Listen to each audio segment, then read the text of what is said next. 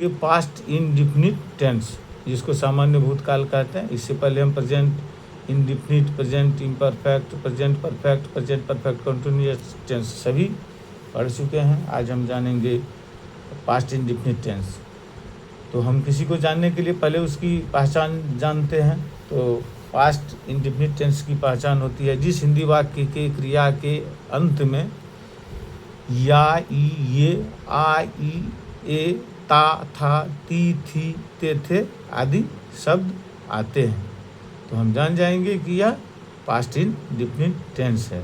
फिर इसका स्ट्रक्चर सामान्य वाक्य में हम देखेंगे। तो subject plus V2 plus object plus rest. इसका एग्जाम्पल हम देख लेते हैं। राम बाजार गया था, राम वेंट टू मार्केट। गो का दूसरा रूप है वेंट, हम लोग जानते हैं गो, वेंट, गोन, तो दूसरा रूप है, ठीक है। उसके बाद फिर हम जब क्या रहेगा तो क्या करेंगे, तो उसका स्ट्रक्चर है did plus subject plus V1 plus object plus rest. इसका एग्जाम्पल देख लेते हैं। क्या राम बाजार गया था, did Ram go to market. हमें याद रखना है कि यह किसी पर्सन के किसी नंबर में, फर्स्ट पर्सन के सिंगुलर नंबर में या सेकेंड पर्सन के सिंगुलर नंबर में या थर्ड पर्सन के सिंगुलर नंबर में पास्ट इंडिफिनिट टेंस में डिड का ही प्रयोग होता है। जैसे प्रेजेंट इंडिफिनिट टेंस में डू डज का प्रयोग होता है या परफेक्ट टेंस में हैज हैव का होता है। इसमें ऐसा कुछ नहीं होता। और जब डिड लग जाता है तो वर्ब ऑलरेडी वन हो जाता है। डिड लगने के बाद हमेशा हमें याद रखना है कि इसमें सब में सभी पर्सन के सभी नंबर में डिड लगता है, और जब डिड लग जाता है तो वर्ब वन हो जाता है। यह बहुत ही नेसेसरी है। फिर इसका एग्जाम्पल है क्या राम बाजार गया था, did Ram go to market. फिर हम नहीं वाला का स्ट्रक्चर देखते हैं। Subject plus did plus not plus V1 plus object plus rest. Ram बाजार नहीं गया था, Ram did not go to market.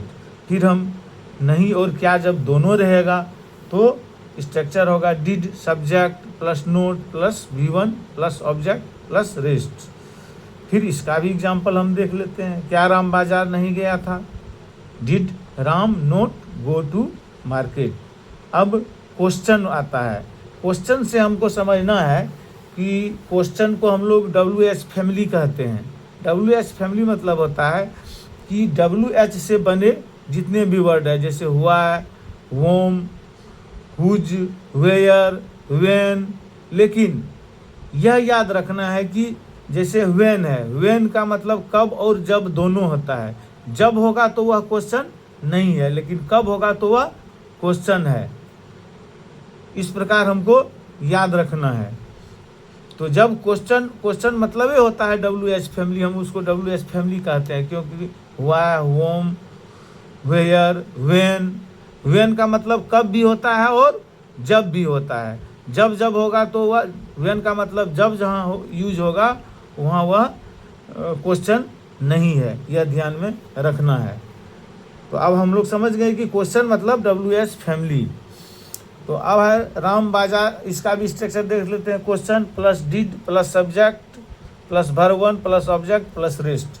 Ram बाजार क्यों गया था, why did Ram go to market.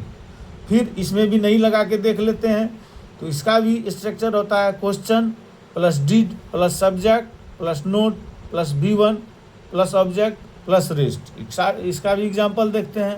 Ram बाजार क्यों नहीं गया था, why did Ram not go to market. इस टेंस में मुख्य रूप से हमें ध्यान रखना है कि सामान्य वाक्य में वर्ब टू का प्रयोग होगा, लेकिन जब क्या, नहीं, क्यों ये सब रहेगा तो डिड लग जाएगा। और जब डिड लगेगा, स्ट्रक्चर दे ही चुके हैं, डिड लगेगा तो वर्ब वन लगेगा। अब कहीं कहीं क्या होता है कि क्या बीच में रहेगा, बीच में क्या रहेगा, लेकिन वह क्वेश्चन नहीं होता है। इस बात पर भी ध्यान रखना है। आगे फिर बताएंगे आगे जब पढ़ाने लगेंगे तो उसके विषय में बताएंगे कि बीच में कभी क्या रहता है पर वह क्वेश्चन नहीं होता है।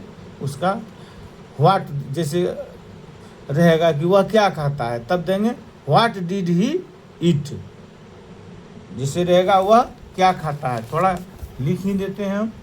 व्हाट, वह क्या खाता है, वह क्या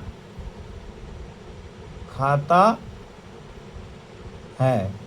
जब ऐसा रहेगा तो यहाँ क्या का मतलब डिड को आगे कर देना नहीं है, यहाँ क्या का मतलब है क्या का देना होगा। व्हाट